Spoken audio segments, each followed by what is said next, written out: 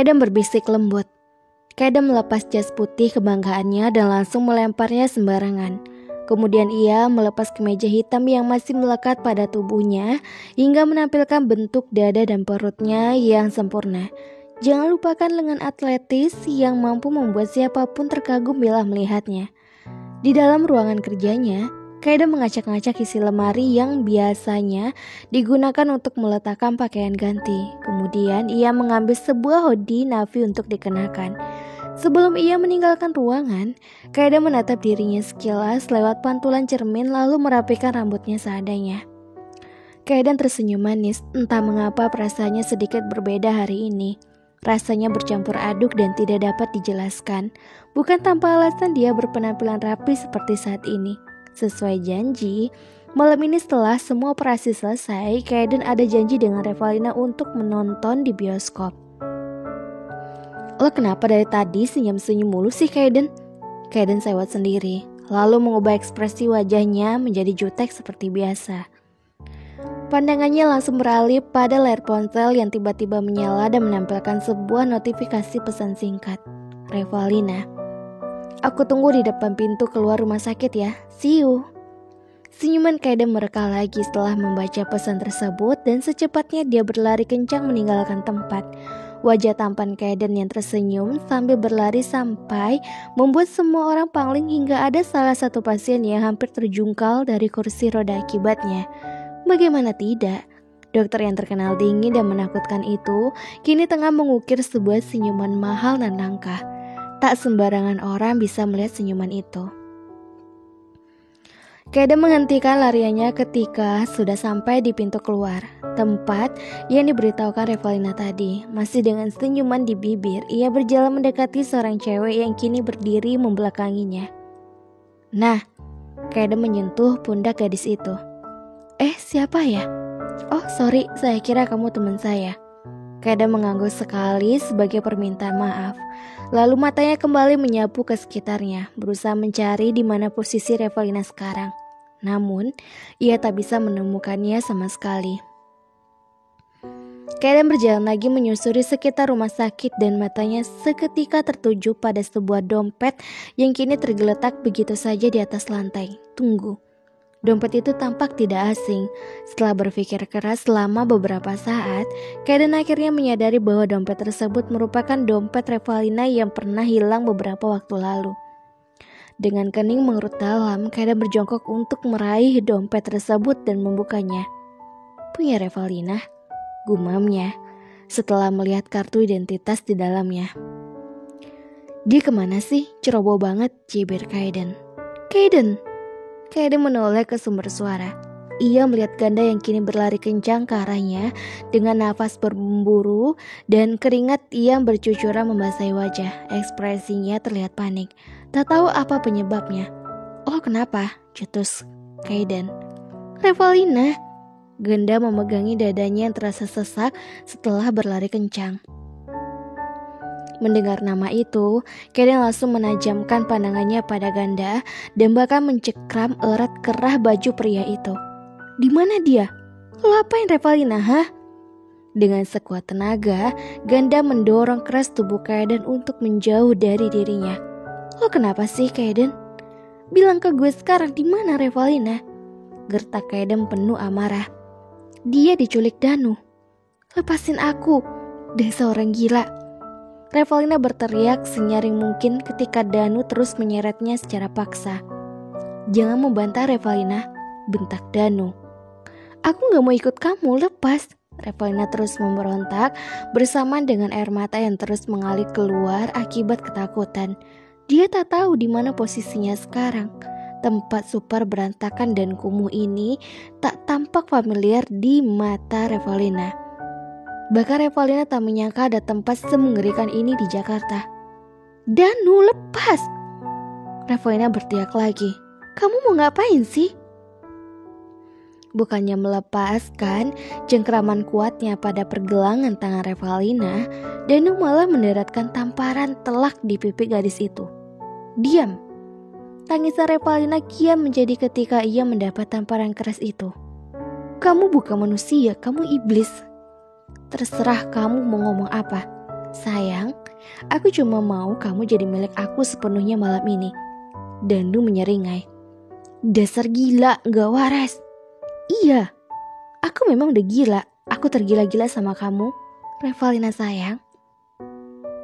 Revalina langsung menepis kuat tangan Danu ketika lelaki itu ingin menyentuh bagian dadanya. Jangan macam-macam. Kenapa sih? Kita cuma main sebentar. Habis itu kamu boleh pulang. Kamu pikir aku mau sama manusia iblis kayak kamu? Gak akan. Danu tersenyum jahat seraya mengusap pelan wajah cantik Revalina. Lalu dengan gerakan cepat dan kasar, ia mendorong gadis itu hingga terjatuh di atas lantai. Revalina yang mendapat perlakuan sekasar itu hanya bisa menutup matanya rapat sembari mengucapkan sederet doa di dalam hati untuk meminta pertolongan Tuhan. Sayang, Danu memanggil. Danu, udah. Seorang laki-laki lain menyentuh pundak Danu. Gue takut Kaiden nanti kesini dan ngajar kita kayak kemarin. Danu yang mendengar ucapan temannya itu lantas tertawa kecil. Lo takut sama bocah itu? Dia siapa sih?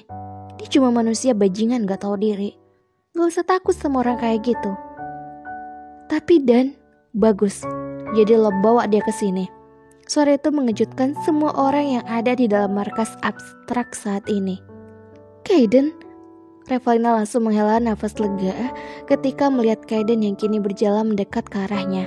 Pertolongan Tuhan memang tepat waktu. Makasih Tuhan.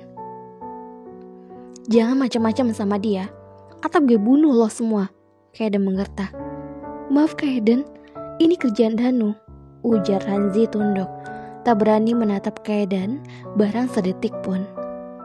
Iya Kaiden, gue juga gak ikut-ikutan, ini kerjaan Danu. Wijaya juga berucap ketakutan. Dia takut Kaiden tiba-tiba marah dan langsung meremukkan tubuhnya. Sementara itu, Revalina yang dari tadi masih berdiri di dekat Danu kini ditarik oleh lelaki lain untuk menjauh dari tempat terkutuk itu. Nah ayo, bisik Ganda seraya menarik Revalina untuk menjauh tanpa sepengetahuan Danu. Ganda, kok kamu ada di sini? Shh, kamu tenang aja. Danu biar diurus sama Kaiden, kamu ikut aja sama aku. Ganda berbisik lagi.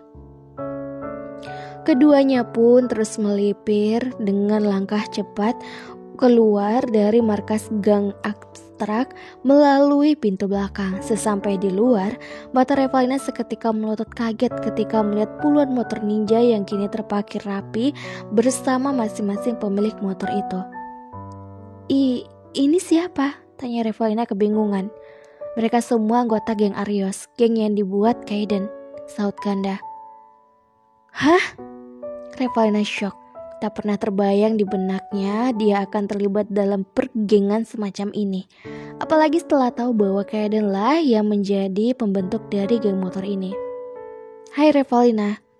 Semuanya serempak melambaikan tangan pada Revalina sembari tersenyum manis.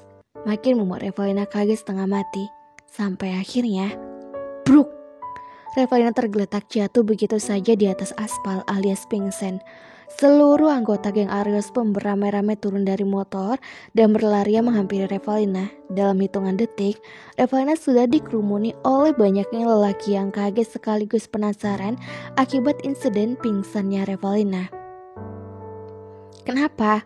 Kaiden yang baru saja keluar dari markas geng abstrak bertanya penasaran karena para anggotanya tengah berkerumun membentuk lingkaran. Revalina pingsan Kaiden, ujar Wahyu prihatin. Kaiden yang cukup kaget itu lantas berjongkok di samping Revalina dan mengamati wajah polisi itu kemudian tertawa pelan. Kenapa harus pingsan sekarang sih? Revalina membuka matanya perlahan. Pertama kali yang dilihatnya adalah jendela yang kini terus menampilkan jalanan secara cepat dan beberapa kendaraan lain yang lewat di jalan raya yang sama. Dalam sekali lihat, Revalina sudah tahu kalau dirinya sedang berada dalam mobil. Kaiden? Revalina menyipitkan matanya untuk memberi pandangan lebih jelas. Dia bangun. Kaiden yang awalnya hanya diam mengemudikan mobil kini tersenyum manis pada perempuan di sampingnya. Revalina membenarkan posisi duduknya dengan cara menegakkan sandaran kursinya. Lalu ia kembali menatap Kaiden sinis. Kamu kenapa nggak cerita? Apa? Kamu anggota geng motor berandalan itu kan? Malahan kata ganda, kamu pendiri geng motor itu. Kamu kenapa sih ikut-ikutan begituan? Suara cempreng Revalina mulai berkumandang nyaring. Bahaya tahu nggak?